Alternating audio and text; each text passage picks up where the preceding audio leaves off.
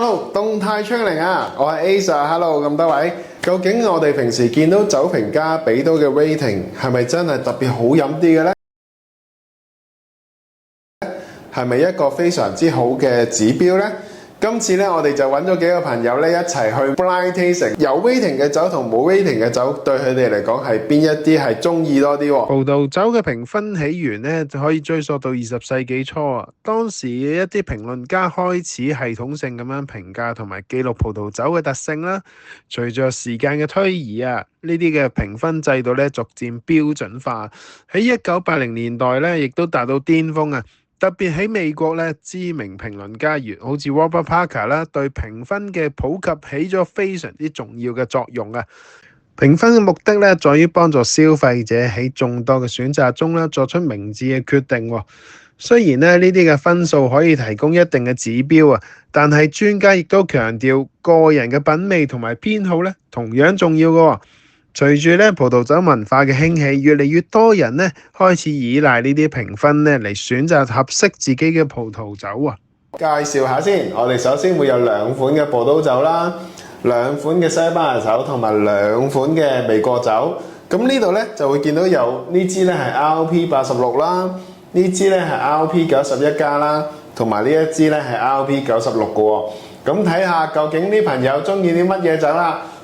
好易入口喎呢杯，而且入口順滑啲。我覺得睇下配咩嘢食同埋咩場合喎。casual 嘅一個 event， 普通傾下偈啊，又或者係女性居多嘅話，其實我覺得呢杯好啲。其實呢支係有層次啲嘅，偏向中意呢支多少少嘅。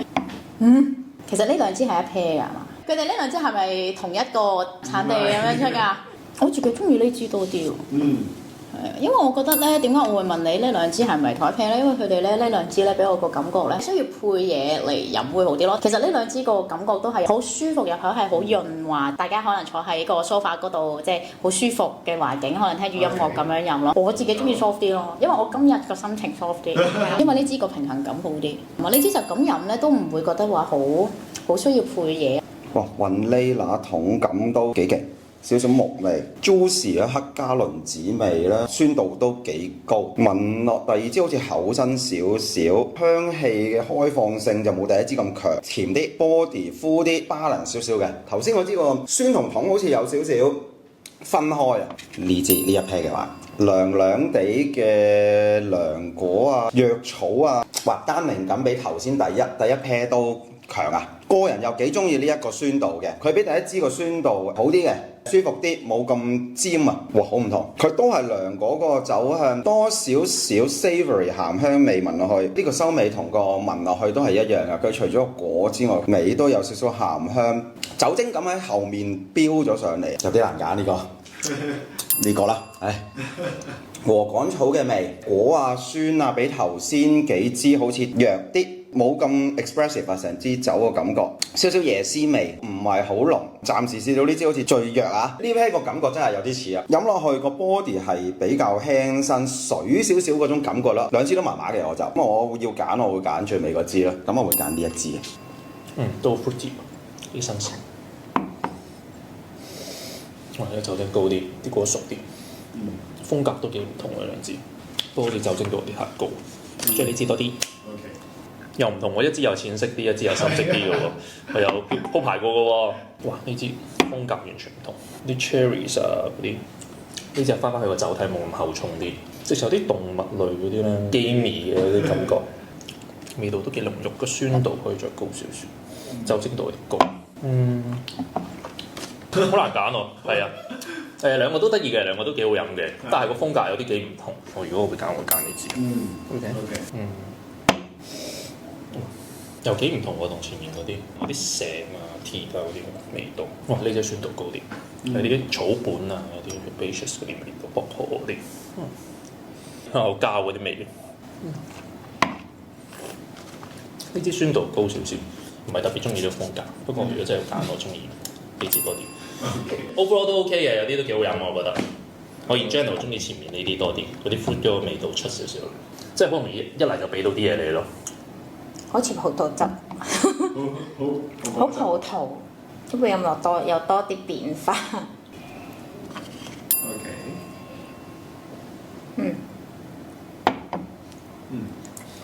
聞落呢杯好 fresh 啊，嗱口感就薄啲咯，相對呢一杯肯定係easy drinking一啲嘅，比較中意呢杯。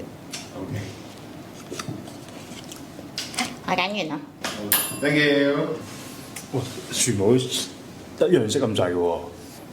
呢啲多糖嘅嘢喎，木味 smoky 味多啲。呢個好難炒喎。唔係呢個，我覺得好似少啲糖味，好似有少 overpower 咗。哇！呢個有啲難度喎，呢個。哇！呢兩個好似喎，呢兩個。呢個啲不分上下喎。就咁飲落去唔係好似咁喎，就係呢個，冇 comment，純粹直覺 ，intensity 高啲嘅，開心啲飲落去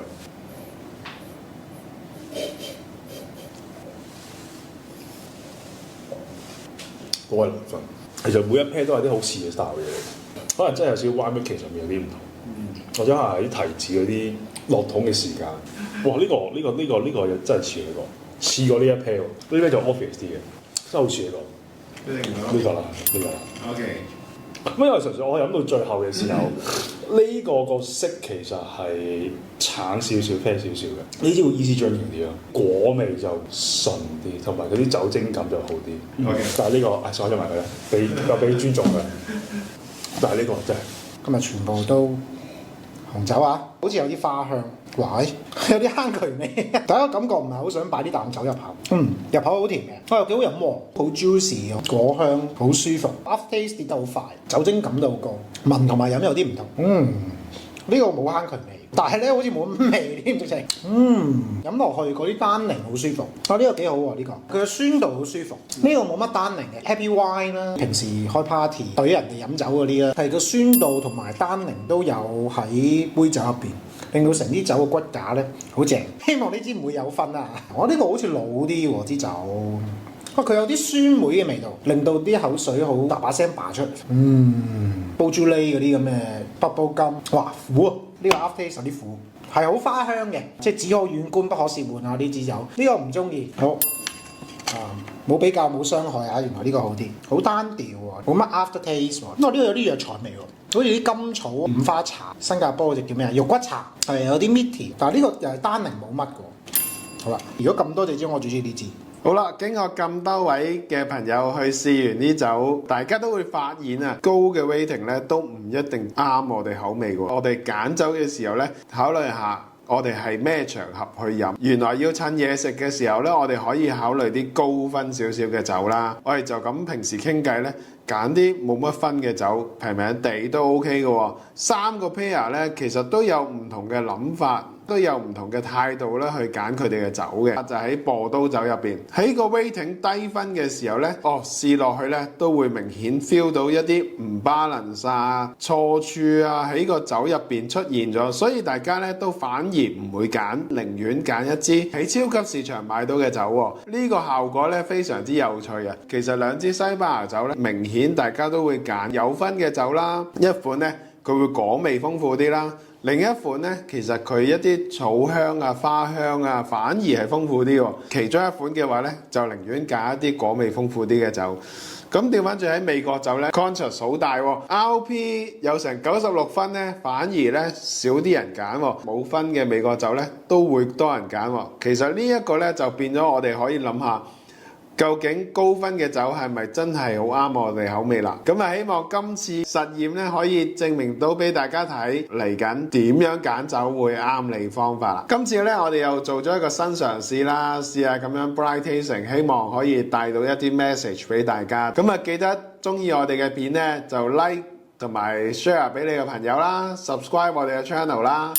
咁如果咧仲有啲乜嘢 topic 咧想我試下玩嘅話咧，記得留言俾我哋知道啦。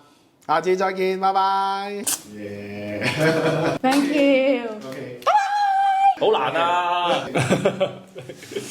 係我唔睇啊。飲埋佢先，唔好嘥啊！咁多。OK，thank you。